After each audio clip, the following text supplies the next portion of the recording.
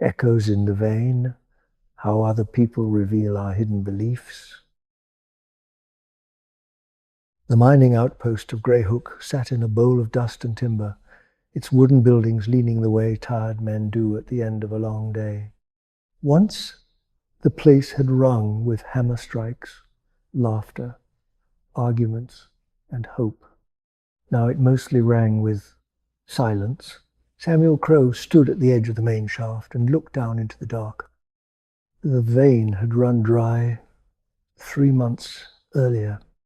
They had chased it deeper, then sideways, then deeper again, each turn justified by the same thought: it has to be here somewhere. But the mountain had stopped answering. Behind him, the town was already unraveling. Wagons creaked under the weight of possessions being hauled away. Doors slammed, not in anger, but in resignation. People said goodbye the way you do when you don't expect to meet again. Samuel was the last to leave by choice. Or maybe not by choice at all. When Greyhook had boomed, Samuel had been known as a steady man. Not loud, not cruel, not generous either. Steady. He believed in work, believed in effort, believed that what you got out of life was what you put into it with your hands and your back. He had believed that right up until the day the gold stopped coming. You can't fight a mountain. Old Rourke had said the first week the vein failed. You listen to it. Samuel had bristled at that. Listening sounded too much like quitting. Rourke was still in town now, sitting on a crate outside the abandoned assay office, whittling at a piece of driftwood like time itself had slowed down for him alone. Rourke smiled when he saw Samuel. The same easy smile he always wore. "You still talking to holes in the ground?" Rourke asked. Samuel looked back at the shaft, trying to figure out where we went wrong. Rourke shrugged. "Or where you didn't." That annoyed Samuel more than it should have. "People lost everything here," he said. "Homes, years, families." Rourke nodded slowly. "And what did they gain?" Samuel had no answer for that, and the lack of one felt like a personal failure. Not everyone in Greyhook spoke like Rourke. Clara Finch, for instance, had no patience for riddles. She was packing up the general store when Samuel stepped inside. Shelves were bare, the counter scratched and worn like an old friend you'd fought with too often. "This town bled us dry," she said without looking up. "And it didn't even have the decency to warn us." Samuel felt a familiar tightening in his chest. "The mountain doesn't owe us anything." Clara snapped her head up. "That's easy to say when you didn't borrow against tomorrow." Her words landed heavier than they should have. Samuel felt accused, even though he hadn't been named. As he stepped back outside, irritation followed him like dust on his boots.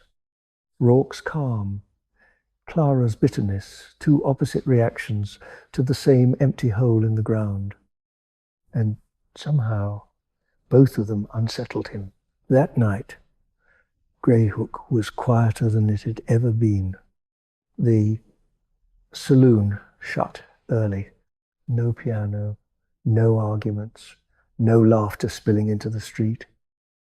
Samuel lay awake in his cabin, listening to the wind slip through the cracks in the walls. His thoughts ran the way they always did over mistakes, missed signs, numbers that no longer added up. The harder he tried to make sense of it, the heavier everything felt. At some point, he noticed something else. His chest felt tight, not just from worry, but from resistance. He was fighting something he couldn't quite name. The next morning, Samuel walked out beyond the edge of town, past the discarded equipment and half-buried rails, until Greyhook was just a smudge behind him. He didn't know why he walked. He only knew that staying still felt worse. At a dry creek bed, he found Jonah Pike sitting on a rock, tossing pebbles into nothing. Jonah had arrived in Greyhook late, stayed quiet, and never quite fit the fever of the place. Town's emptying fast, Jonah said. So are pockets, Samuel replied. Jonah smiled faintly. Funny thing is, I've never felt lighter. That irritated Samuel more than Rourke ever had. You call this lighter? Jonah nodded toward the empty land. I call it honest. Samuel felt something shift uncomfortably inside him.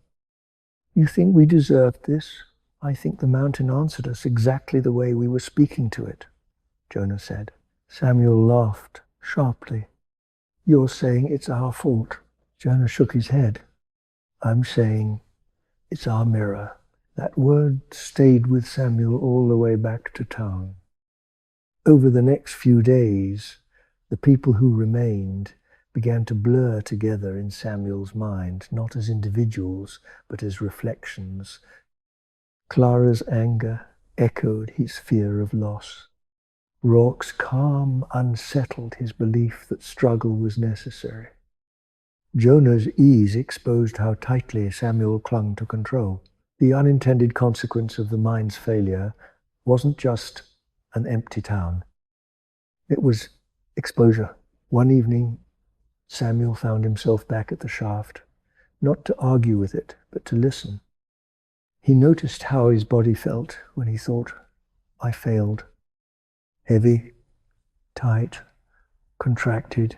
Then he thought, what if this is showing me something? The feeling shifted slightly, but unmistakably.